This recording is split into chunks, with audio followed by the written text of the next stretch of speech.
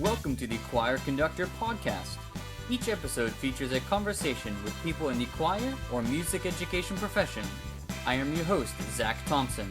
Let's start the show. My guest today is Blake Gority. Blake graduated from Mercyhurst College in Erie, Pennsylvania with a concentration in voice. His first teaching position was at North Star School District in Boswell, Pennsylvania. He was also the choral and handbell director at Grace United Methodist Church in Somerset, Pennsylvania. In 2009, he moved to Clarksville, Tennessee to become the vocal music lead teacher at West Creek High School. In the 2015-2016 school year, he was named West Creek High School Distinguished Educator. Welcome to the podcast, Blake. Thanks for having me. Yeah, no problem. I was making the list of people I wanted to talk to, and you were right on the top of there. Not only because I think you are a great music educator, but you were my chorus teacher when I was in high school. Yep, yeah. I believe I had you for, was it 2 full years or kind of 1.5 year in high school choir? So let's see, probably maybe three musicals, but probably 1.5 actual choir years. Yeah, that's kind of what I remember too, is you were in the musical for kind of a year or 2 years, and then you decided to jump into the choir world. And then I definitely remember having you your senior year, the entire year, but I think you kind of slid into choir your junior year as well a little bit. Yeah, I mean, yeah, if basically I wouldn't be doing what I'm doing if it wasn't for you at North Star, and kind of taking me under your wing, and then basically me rolling with it as fast as I could to catch up. Right. Well, I think that's, you obviously had great musical talent, you know what I mean? And as music teachers, we're able to identify that. And then our goal is to, kind of keep you involved in music. I know that whenever I was, in high school, I had a teacher that did that for me. And whenever I saw how well you sang in the musicals, and I knew that you had played trumpet a little bit, so you obviously had some musical ability, especially, with brass instruments. Developing that ear is so important. So I thought that you would be a great addition to a choral program. So I really wanted to encourage you to do that. And we were able to go through district and regional choirs together. And, you're always such a great student and a hard worker. And that makes my job easier whenever the students are willing to work hard. Yeah, well, thank you for that. Let's start by having you talk about what you're currently doing for a living. All right. So I am the high school choir director at West Creek High School in Clarksville, Tennessee. Clarksville's a big town in Tennessee. It's the 5th largest town in Tennessee. So we're a large district. We have 7 total high schools, and I'm at the 2nd largest. We graduate about 300 students a year, give or take. So I teach 3 periods of choir. I have a beginning level choir, and then I have 2 advanced ensembles. One's a women's ensemble, and one is a mixed group. I also teach 3 periods of class piano a day. Whenever we built the school, there was a surplus, and the principal kind of sent out an email that was like, hey, does anybody, are there any needs that we have at our school? So I wrote up a proposal to get a piano lab. So we have a full, 24 keyboard piano lab. It's a Roland. It's, nicer, honestly, than what I had in college. So we have currently 3 levels of piano. I just teach piano 1. We were able to add another faculty member this year to teach orchestra, and she teaches levels 2 and 3. So that's kind of what I do at the high school. Is I have 3 choirs and then 3 piano level 1 courses. For the district, I'm the 6 through 12 vocal music lead teacher. That's a job that was basically created last year because we had a fine arts person who went around the district and kind of helped out new teachers and teachers that were involved in the arts. But that included obviously music, band and choir, art, and it also included gym teachers, it included foreign language teachers, So under him, he had basically 350 teachers that he was responsible for kind of observing and working with. My He goodness. realized that there is no possible way that that could happen. No So way. then they yeah, so then they created what they called lead teachers for each kind of subdivision. So I basically am the middle school and high school vocal person. There's a band person. There's an elementary music person, and then there's a foreign language person. There's a high school, a middle school, and a elementary school gym person, so that we all can kind of have a little bit more contact with people that are just in our content areas, which I think has helped a lot. Yeah, sure. I mean, yeah, I can't imagine having to uh, go from one teacher teaching PE and then to choir, band, art. That's yeah, Yeah. that's good that they switched that. And so you get to kind of just see how people are doing. You get to mentor them, or what's the process with that? Yeah, the major process is when they hire a new teacher, obviously I'm going to be that teacher's mentor. I'm going to walk them through some of the different things that are kind of unique to the choral world that other teachers might not have to do.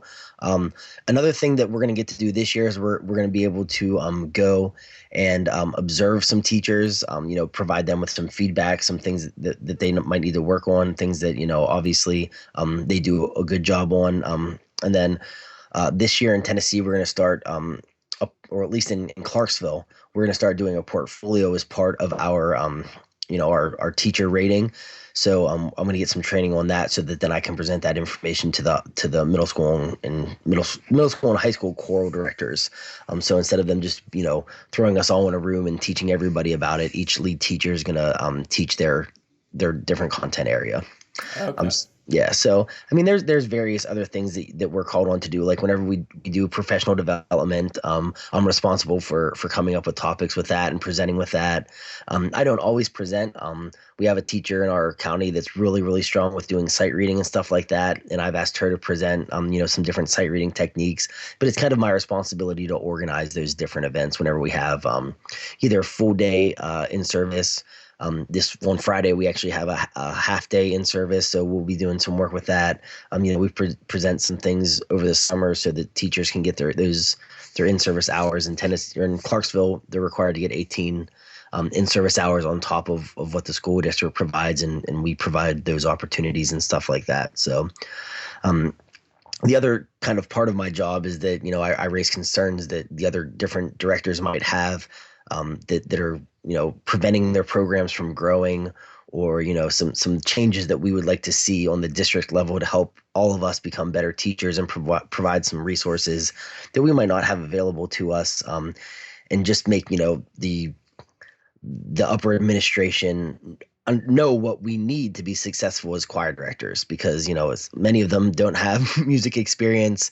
They many of them have never been in choir, and I don't think that they purposefully say we don't want to do this. I just think that they lack the understanding of what we do on a day-to-day basis. So we try to enlighten them on those different things. Yeah. I mean, I don't think they most of them probably think it's just another classroom teacher. Yeah. And until you are really kind of in it or have done it, there's no way to really equivalate it to just another class.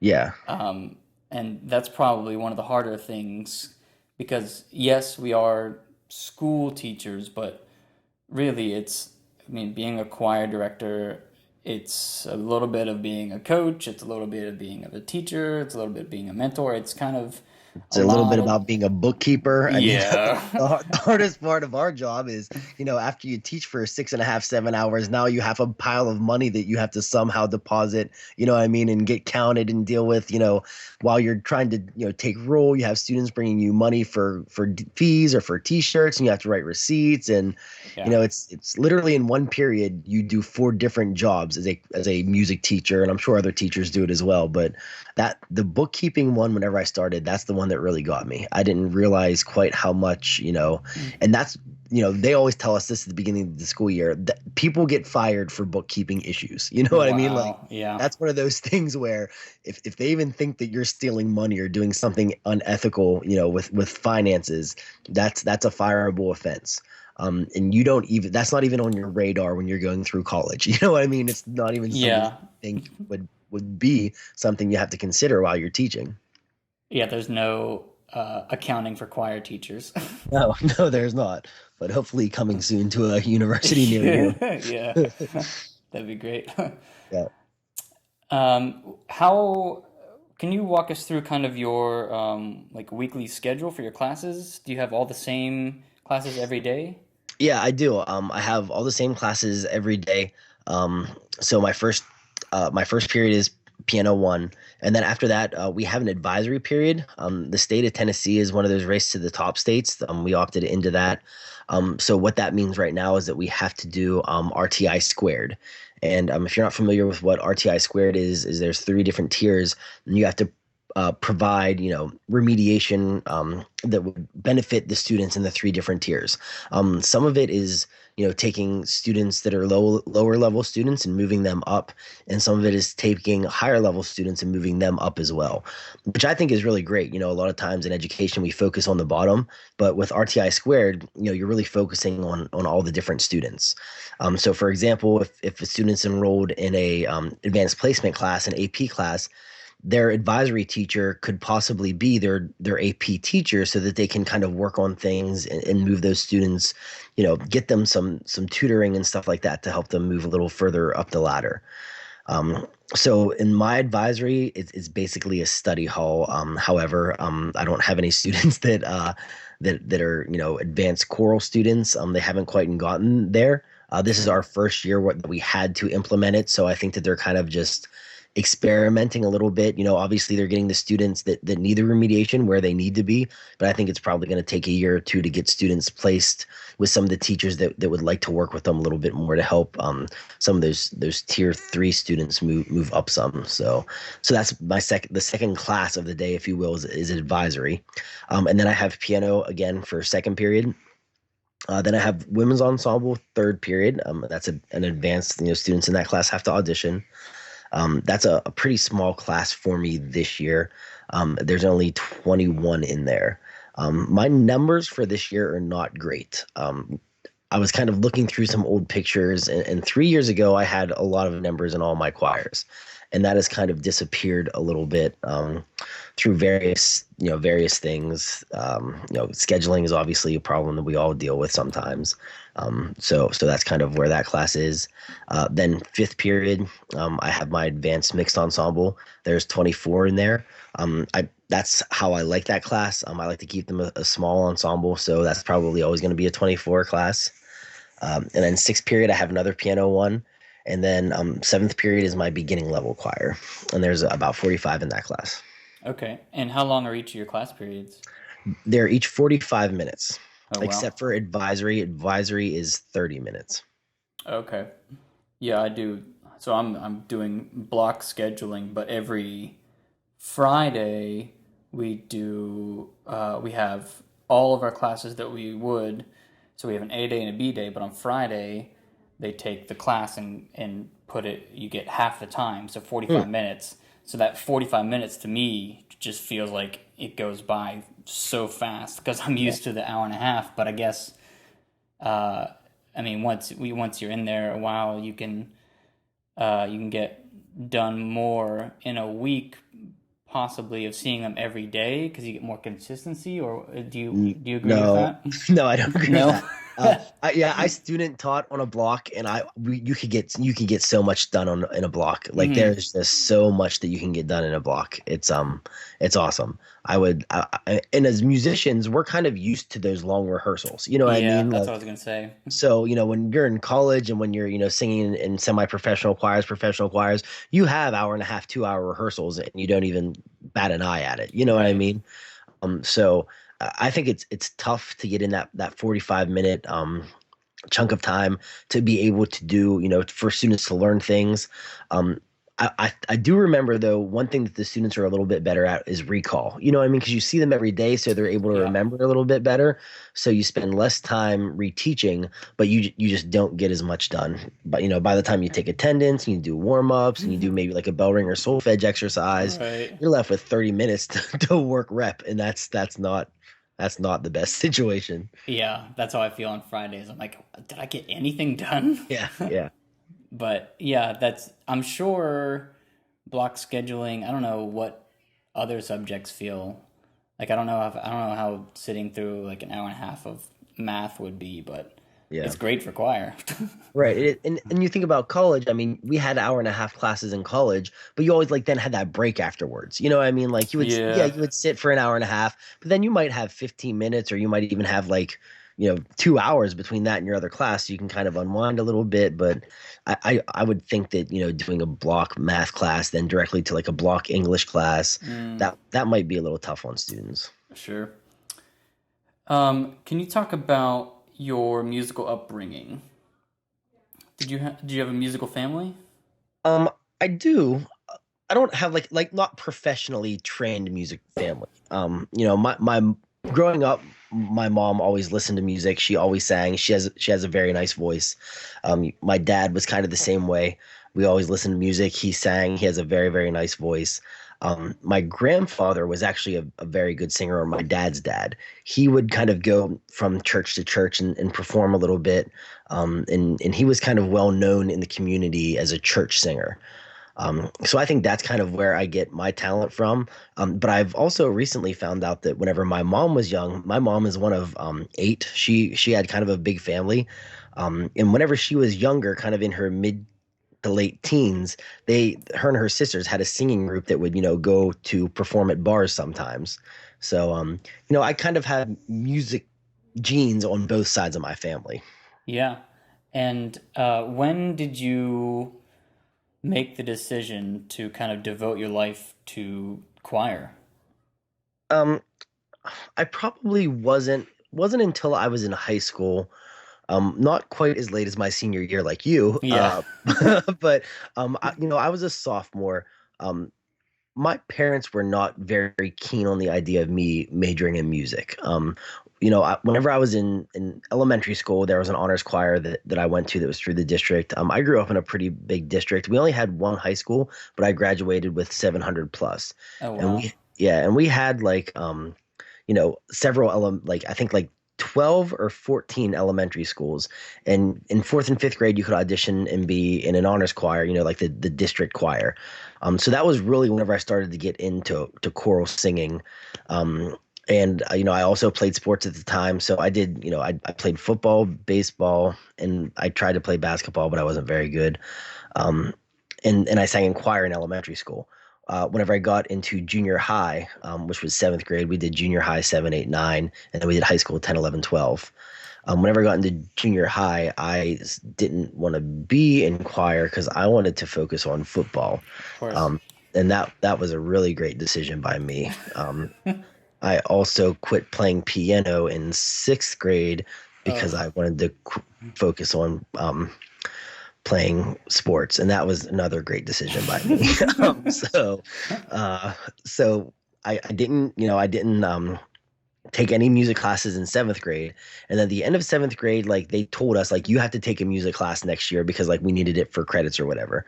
So I like initialed on my paper that I would just take choir because I'd much rather being a singing class than like a book class.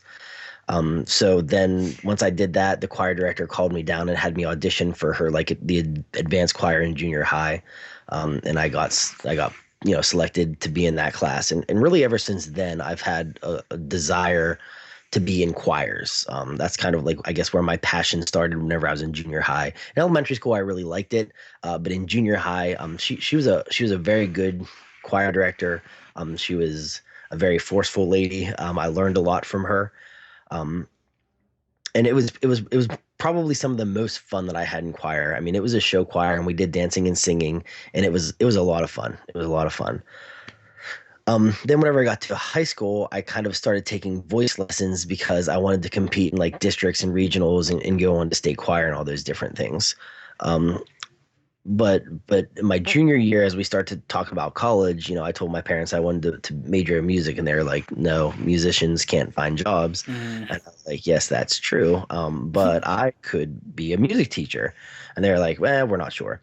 So then my senior year, I was starting to like really look at colleges. My voice teacher at the time, Janelle Parker, she was like, Blake, like you're gonna major in music, right? And I was like, oh no, my parents, they're not really, they don't think that that's a smart decision.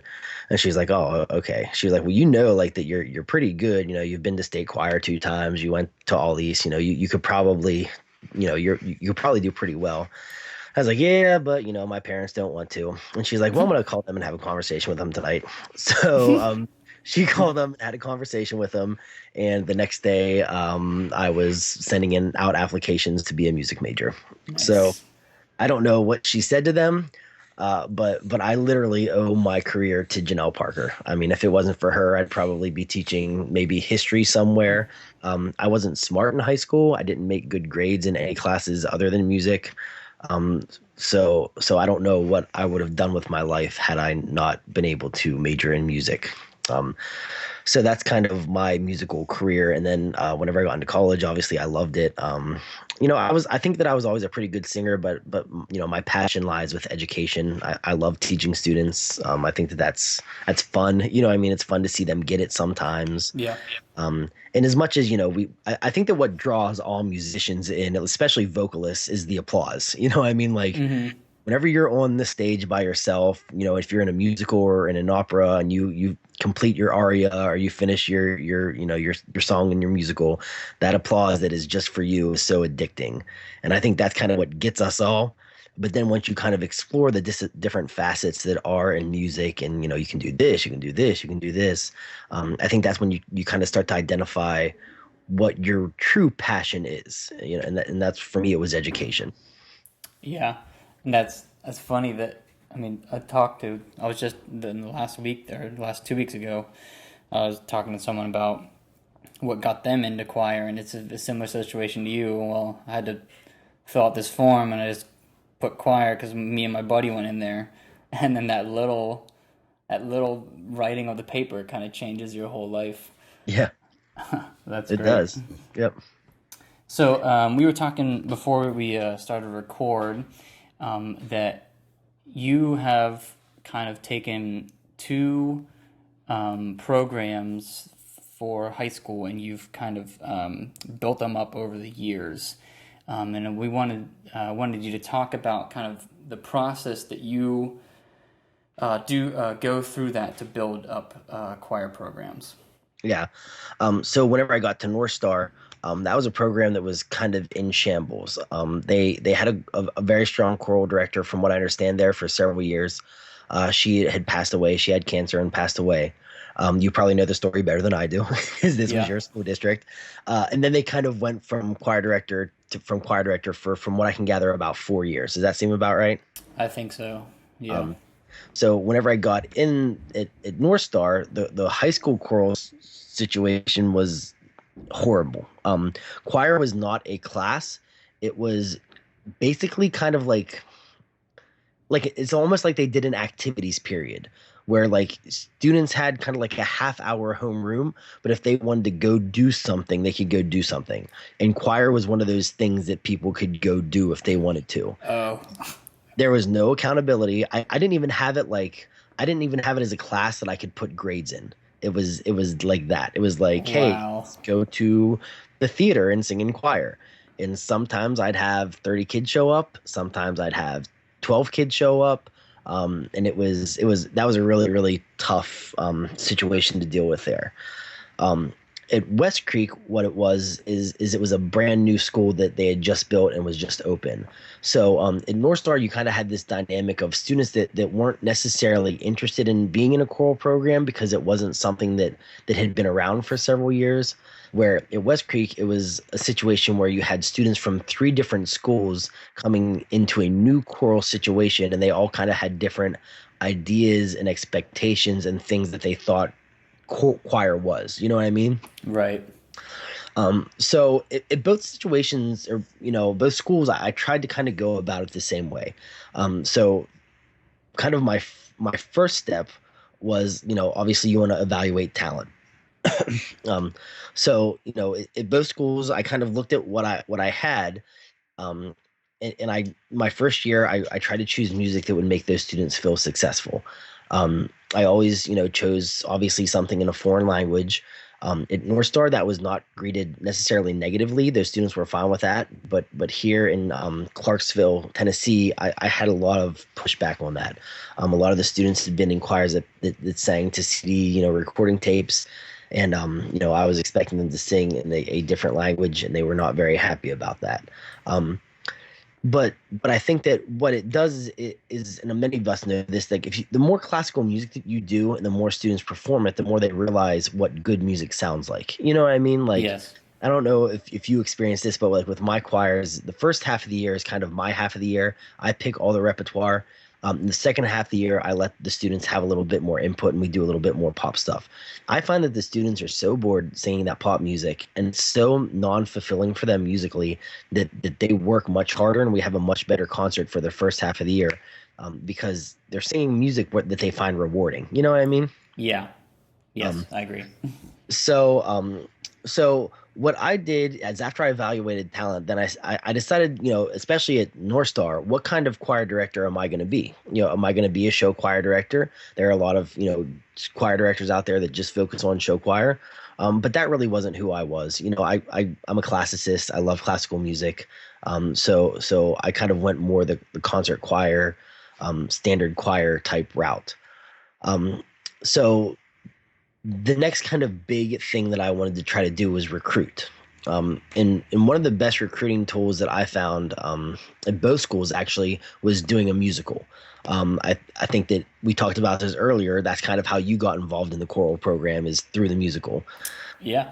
I Um, mean, if it wasn't for the musicals, I wouldn't be doing what I'm doing now. yeah. So at North Star, that was a great way for me to recruit students into the program, because you have students that weren't necessarily in choir who would come out and do the musical because you didn't have to be like that. So one of my first priorities whenever I got down to Clarksville was to get a musical going. So our first year we did You're a Good Man, Charlie Brown, which is a great show, but it's a very, very small cast. That was something that the theater director felt really comfortable with because he was in it and he wasn't real familiar with musicals. Excuse me. So then kind of once we got through that, then I pushed him to do some larger scale musicals. We did Grease, which got a lot of students involved. That was really a good show for us because it got a lot of students into both of our programs. Then the next year we did Annie, which again was a way for us to get a lot more students into our program. And kind of ever since then, we've been able to build our programs because students want to be involved in that musical and they don't want to go to a musical without ever acting on a stage or singing in the choir and doing things like that. Um, so those have both been kind of recruitment tools for me. And then kind of the other big thing is obviously you have to have a really, really strong relationship with your feeder program. So whenever I was at North Star, I had the best, most beautiful feeder program in the world, because it was then at the time my girlfriend, who now is my wife, and she ran a really good, a tight ship down there. She taught the students, she got them involved in the program, but also they had a really great principal who kind of made students take a music type class. So a lot of the students, joined choir.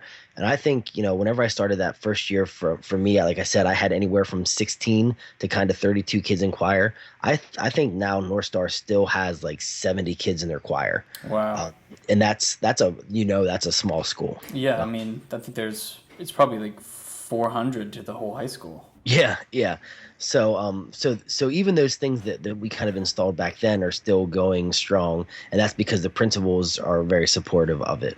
Um, my feeder program here at in Clarksville has been a little bit different. Whenever so I've been at the school for 8 years. And in those 8 years, I've had four different teachers in the feeder program, Wow. and that has been really, really tough. As I'm sure many of us know, trying to build a program whenever there's so much inconsistency at the level before you has made it very difficult. So what I tried to do at Clarksville is and I think this is part of the reason that I got the lead teacher position is I started creating these honors choirs. So my second year at Clarksville, I started an elementary honors choir. Like I said, we're a big school system. So we have I think 16 elementary schools. And so I said, if each school is able to send two students, to an honors choir, that's 160 kids. Did I say two or 10? Uh, I don't know.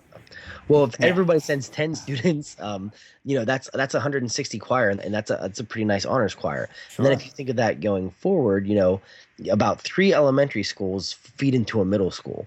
So those could possibly be 30 solid students that you have coming in to their sixth grade year that have experienced an honors choir. You know what I mean? And Yeah. I kind of thought that if you have 30 kids times three different levels, that's 90 students that you could have that have honors choir experience in the middle school program. So that was kind of my thinking along those lines. It hasn't worked out great as far as numbers are concerned, and part of that is because we're so close to a military base, and Yeah, and a lot of the students that get in those honors choirs, by the time they get to the high school, they're in California now. You know what I mean? sure. But that was kind of my hopes with that. And then 2 years ago, we started a middle school honors choir, and then this year we will have a high school honors choir as well. So those are just different ways that I've tried to hope to recruit students into the program. Um, but like I said, I mean, for me, it's knowing who you are as a choir director, knowing the type of choir that you want to have, and recruiting the students into your program that you think are going to share that vision with you. It's no different from creating an athletic team. Whenever I taught at North Star, when you were there, I actually coached junior high football. You know what I mean? Right. And you go through the same exact process. You say, all right, these 80 kids come out to be on the football team. Well, we're gonna cut 20 of those kids probably without even really seeing what they do on the field, because their attitude is not going to be what we want in our football program. You know what I mean? And Right. it's different in choir, where in athletics I feel like you cut those kids that you don't want, but with music you have to go out and find the kids that you do want. You know what I mean? And that's kind of like the way that the recruitment and building programs has worked for me. And like I said, keeping that repertoire at a high level, because the students find it much more rewarding to sing good rep than they do to sing not quality rep. And it's once you go through and you sing like there's good Renaissance music that has those nice voice leading, and it's so well written, and they can see it and they get it, and it makes them better people. It's really it's really exciting for the students, and it's exciting as a director too. Sure. Yeah, and I'm sure that in other school districts that are not so that don't have so many people moving around as frequently, having that long term vision and planning, saying, well, it's my elementary school students are eventually going to come to me, so I Hmm. might as well get in there now Yeah. and do these honors choirs so that they can have a positive experience early and look forward to it as we go down the road. So yeah, that's great. I'm just sure it's just because you live in a military community that's part of the problem. Yeah, that's because in some of the other, obviously the military doesn't affect the entire county. And I know that some of the other teachers, that live on the southern side of the county, they've seen some of the fruits of my labor, if you will.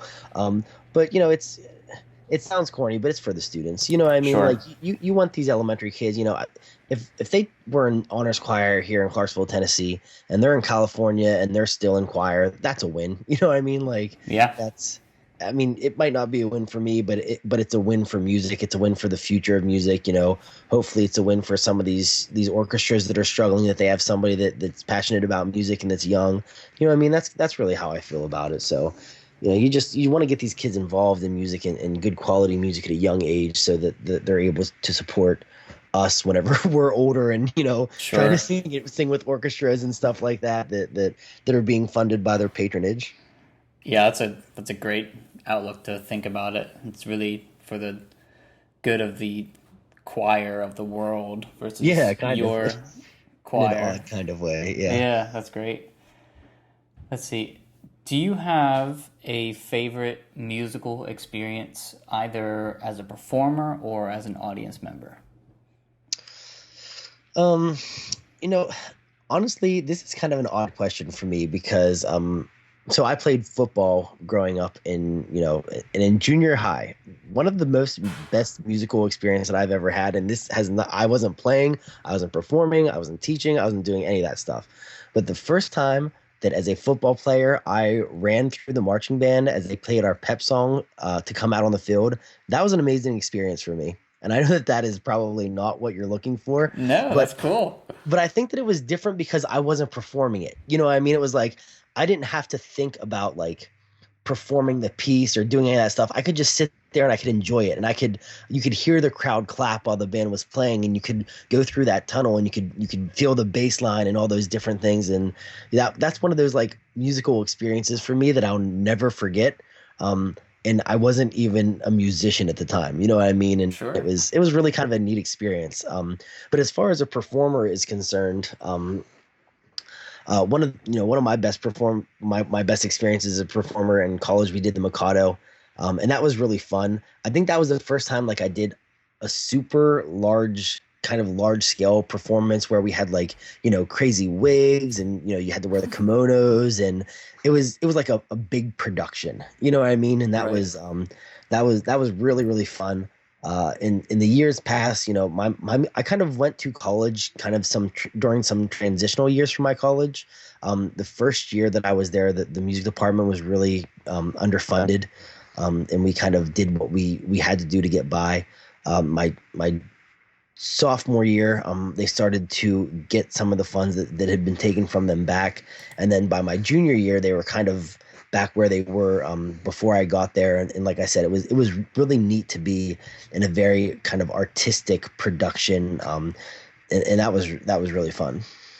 Yeah, I think most of my like favorite musical experiences, or especially in college and going to grad school, was the doing those large works. Yeah. Because you Mhm. put so much time and effort and rehearsal practices and everything into it that, Yeah. and then whenever it finally comes together, whether it's choir, orchestra, or choir organ, or things like that, it's just you think that you realize that it's bigger than yourself, and that Yeah. it's this large kind of thing that everyone's going through. And those are doing those large works are probably some of my favorite. Yeah. And I'm trying to I mean, this is my first full year at my program here in Florida, so but I'm trying to get, probably next spring, I'm gonna start to get the plans and the works to do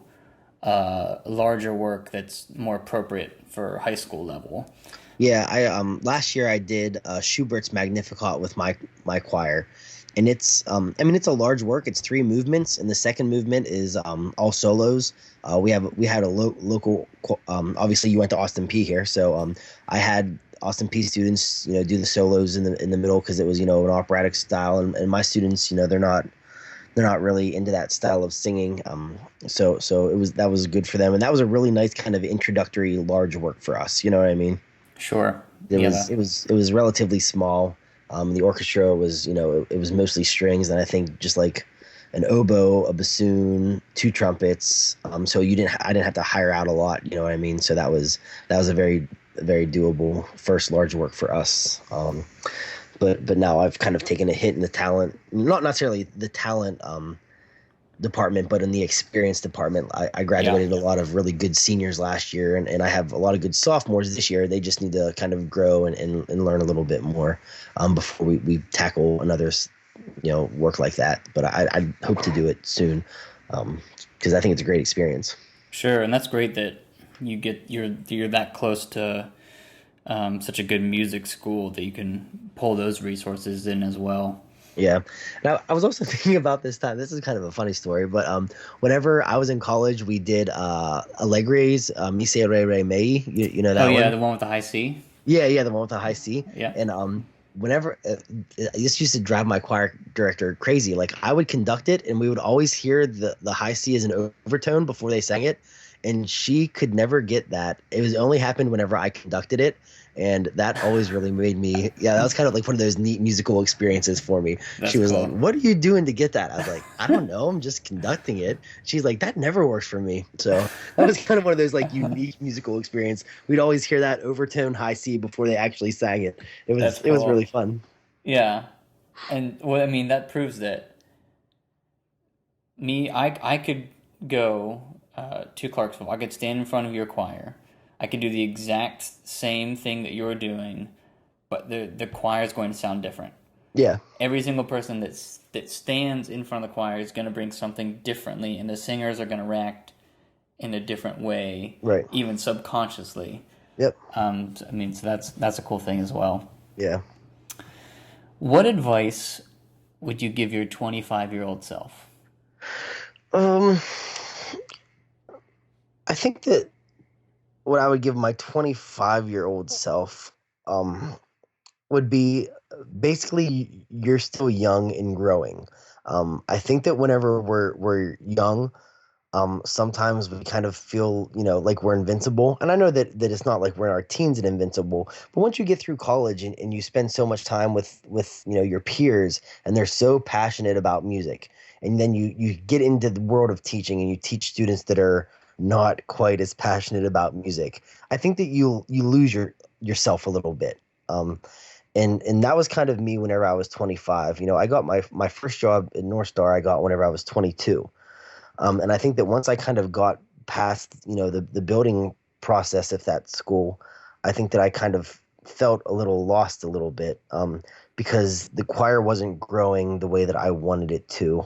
There were some struggles with the administration there, that I tried to get around. But I think that what I needed to do is I needed to mature a little bit more. And I think that if I could tell my 25-year-old self something, it would be, to have a little bit more patience, to understand, that you're still growing as a musician and especially as a teacher. I mean, I still think that, if any teacher learns something new every day, you know what I mean? And Oh yeah. and until you realize that you are going to learn a lot, I think that you're going to be, you're not going to grow as a teacher. And I think that's, a really important aspect of our life. I also would have told myself to get my master's degree like ASAP, because now I am 33 and I still don't have my master's degree. And I keep putting it off, and I need to just buckle down and do it. And I don't want to do it online. And that's what's killing me Right. right now. I don't want to do it online. I tried to take like two classes online, and I need accountability. I need to be in a classroom because, like I said earlier, I was not the smartest, most driven student. So for me to try to do a class online, it just doesn't work for me. Yeah. Yeah, I mean, I definitely make mistakes every day. Yeah. And I try to learn from my mistakes and not repeat those same ones the next day. Yes. And as long as I do that, I feel like I'm getting better. Yeah. Yeah. But yeah, I mean, it's so hard because because I'm 26 right now, I'm about to be Mhm. 27 this month. But yeah, I definitely feel not that I have to. It's not that I have to prove myself or prove something. But I have this overwhelming sense of urgency. Everything needs to be Mhm. done now, now, Yeah. now, and I have to like force myself to take it back one step or relax, and everything's gonna be fine. It doesn't have to be Yeah. done now. Right. But I think that comes with age. At least I'm hoping Yes. so.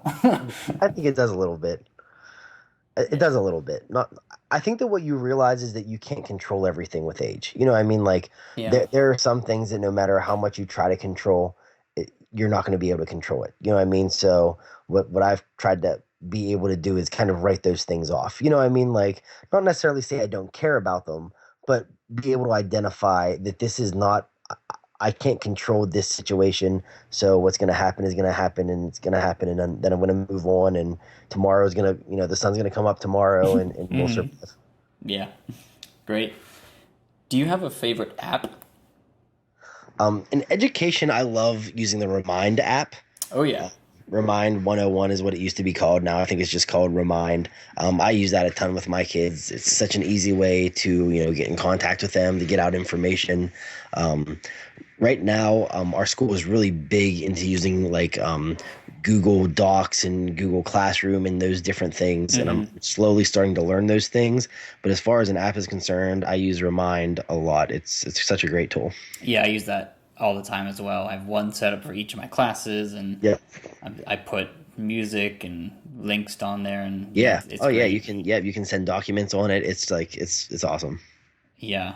The cool thing about Google Docs, I like their Google Slides Hmm. because then no matter what format you're using, so not I mean not everyone has PowerPoint, and Right. so it's free, it's online, Yep. and the cool thing is that multiple people can edit it at the same time, Yeah. and you can literally sit there and watch someone like edit the same document, and that's some cool things about the Yeah, Google. yeah. And it's great whenever you do like projects with your students, you know what I mean? Yeah, Because they can all work on it together and it's not like they have to share computers or anything like that. You know what I mean? Everybody gets their own computer. They can all see the document and they can all work on it at the same time. And it's, Google is they know what they're doing out there in Google world. They've come out with some great stuff for education. yeah.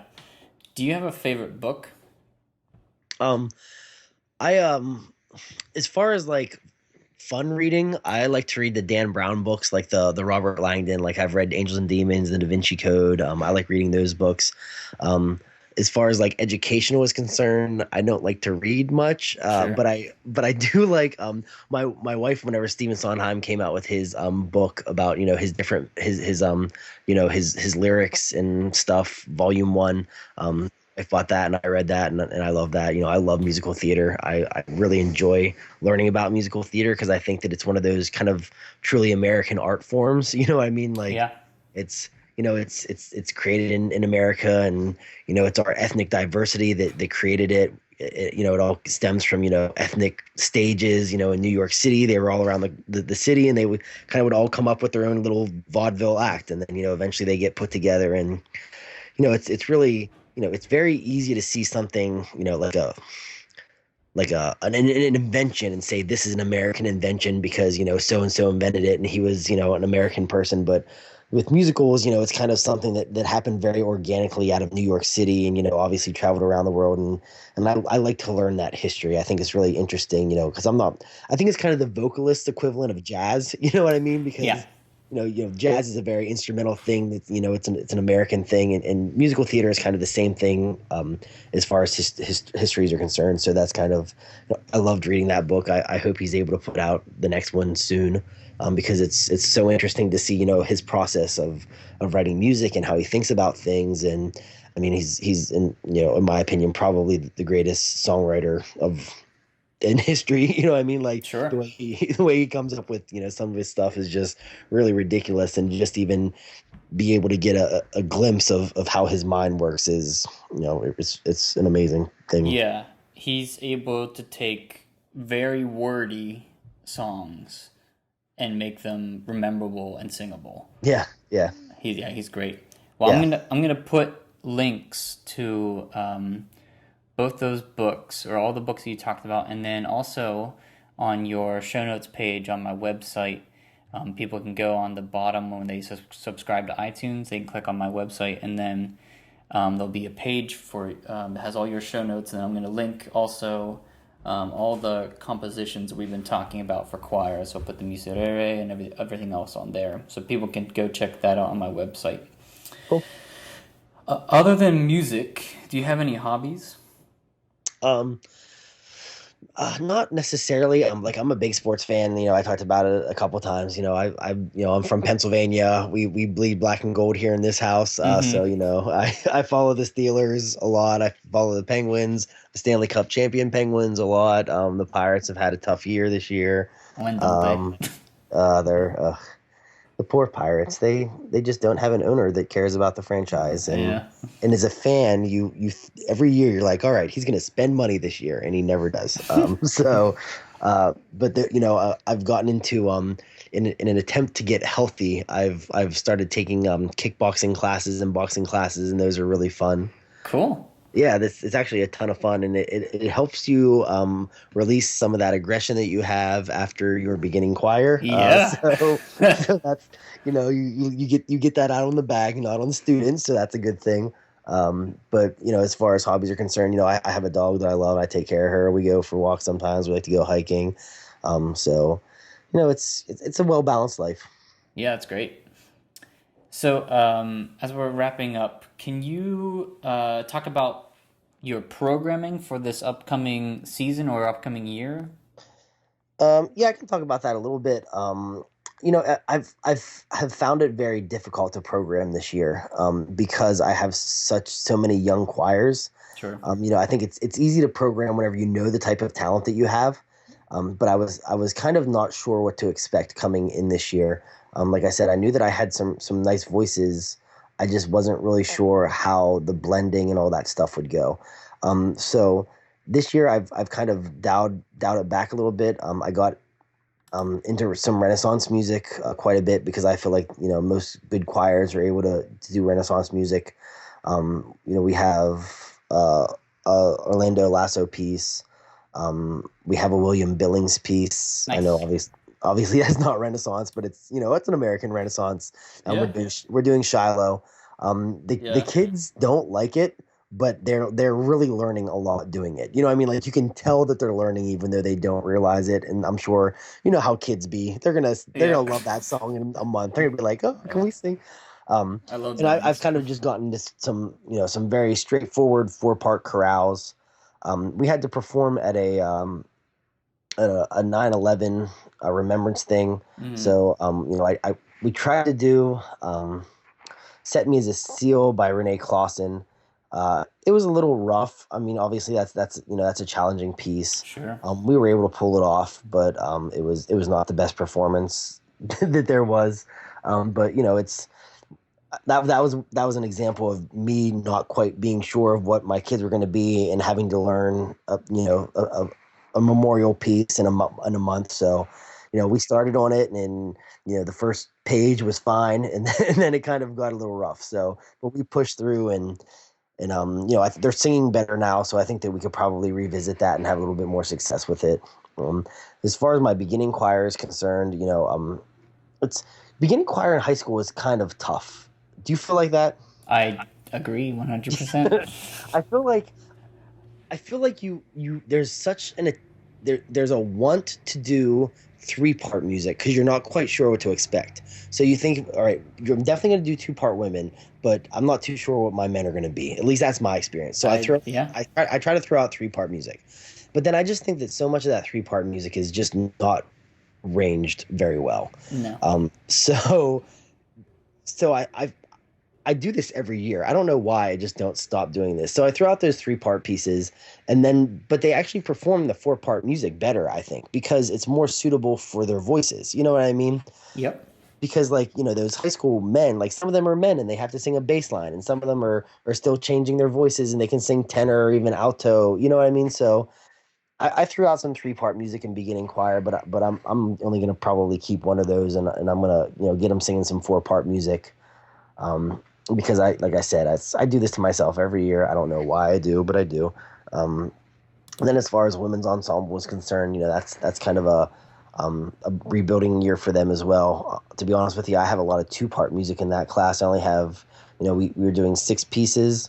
It's like 3 and 3. I have 3 2-part and 3 3-part, because they're a group that's growing as well. So Sure.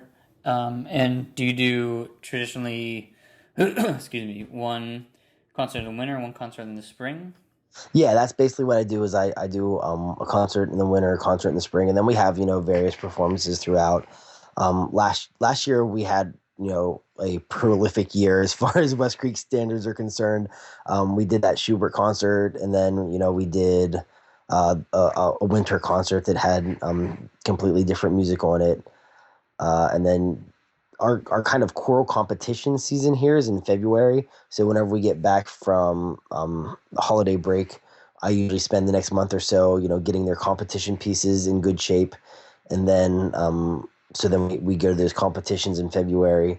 And then usually by, mid-April, we're doing our spring concert. And traditionally, my spring concert is a lighter concert. We've done pop music, we've done Broadway music, so it's usually kind of a lighter show. Well, great. As we're about to wrap up, is there anything else that you would like to add, or you did not get to say? No, I don't think so. I think that this has been a great thing. Obviously, I'm so proud of everything that you've done. You've been a great student, and to see the many amazing accomplishments that you have. Going from North Star to Slippery Rock to Austin P, and now down to Florida. And with this podcast, it's a pleasure to have you as a student, and trust me, I've learned just as much, if not more, from you than you probably have from me. Oh, well, thank you very much. And thank you so much for being a guest on my podcast today. Thanks for having me.